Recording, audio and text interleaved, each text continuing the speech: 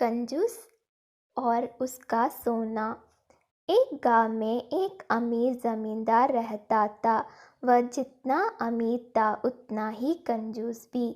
अपने धन को सुरक्षित रखने का उसने एक अजीब तरीका निकाला था। वह धन से सोना खरीदता और फिर उस सोने को गलाकर उसके गोले बनाकर अपने एक खेत में एक पेड़ के नीचे गड्ढा खोदकर डाल देता था। रोज खेत जाना और गड्ढे को खोदकर सोने के गोलों की गिनती करना उसकी दिनचर्या का हिस्सा था। इस तरह वह सुनिश्चित करता था कि उसका सोना सुरक्षित है। एक दिन एक चोर ने कंजूस आदमी को गड्ढे में से सोना निकालकर गिनते हुए देख लिया। वह चुपकर उसके जाने का इंतज़ार करने लगा। जैसे ही कंजूस आदमी गया, वह डक्के के पास पहुंचा और उसमें से सोना निकालकर भाग गया। अगले दिन जब कंजूस आदमी खेत में गड्ढे के पास पहुंचा तो सारा सोना नदारद पाकर रोने पीटने लगा। उसके रोने की आवाज़ वहां से गुजरते एक राहगीर के कानों में पड़ी तो वह रुक गया। उसने कंजूस आदमी से रोने का कारण पूछा तो कंजूस आदमी बोला, मैं लूट गया, बर्बाद हो गया। कोई मेरा सारा सोना लेकर भाग गया। अब मैं क्या करूँगा? सोना किसने चुराया, कब चुराया? राहगीर आश्चर्य में पड़ गया। पता नहीं चोर ने कब इस गड्ढे को खोदा और सारा सोना लेकर 9-2-11 हो गया। मैं जब यहाँ पहुँचा तो सारा सोना गायब था।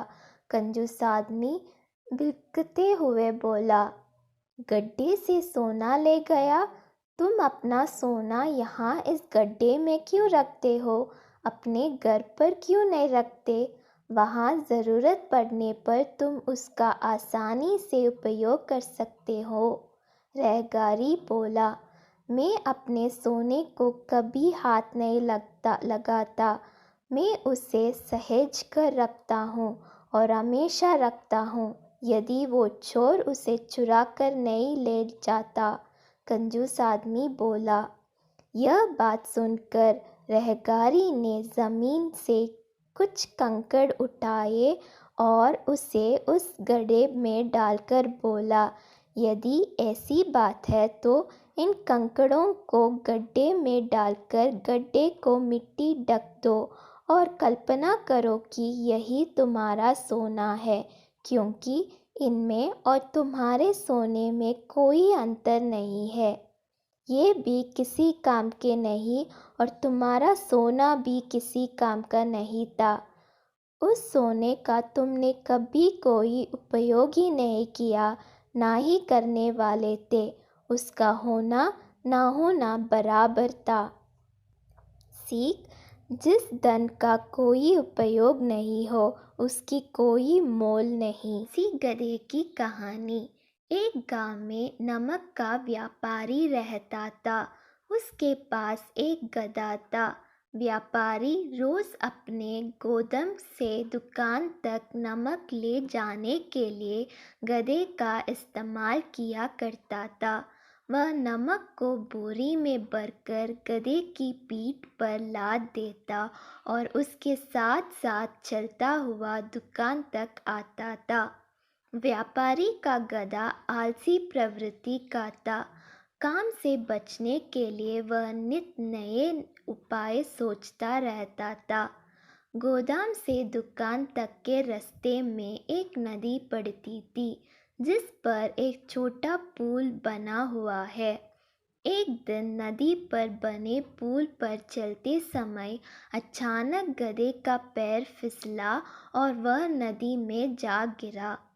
नदी के पानी से नमक की बोरी भीग गई। जब तक व्यापारी ने गधे को पानी से निकला तब तक बोरी में भरा बहुत सारे नमक घुल चुका था। गधा जब चलने लगा तो उसे बोरी का भार बहुत कम महसूस हुआ और वह खुश हो गया।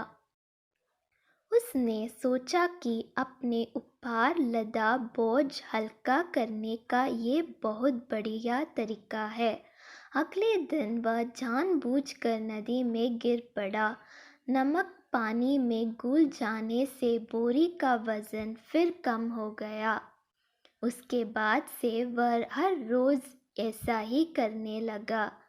रोज़ रोज़ गधे की ये हरकत देखकर व्यापारी उसकी चालाकी समझ गया। उसने गधे को सबक सिखाने का फैसला कर लिया और अगले दिन बोरी में नमक के स्थान पर रूही भरकर गधे की पीठ पर लाद दिया। रूही हल्की थी। इसके बाद भी आलसी गधे ने सोचा कि क्यों ना रोज़ की तरह नदी के पानी में गिरकर इस वज़न को हार कम कर लिया जाए। इसलिए वह जानबूझकर नदी में गिर पड़ा। लेकिन इस बार बोरी में नमक नहीं बल्कि रूही थी। पानी में भीगकर रूही का वज़न कई गुना बढ़ गया। गधा जब उठकर चलने को हुआ तो इतनी भारी बोझ से उसका बुरा हाल हो गया। उस दिन के बाद से उसने कभी आलस न करने का निर्णय किया। सीख: आलस का फल कभी ना कभी मिल ही जाता है। एक ही उपाय हर बार कारगर सिद्ध नहीं होता।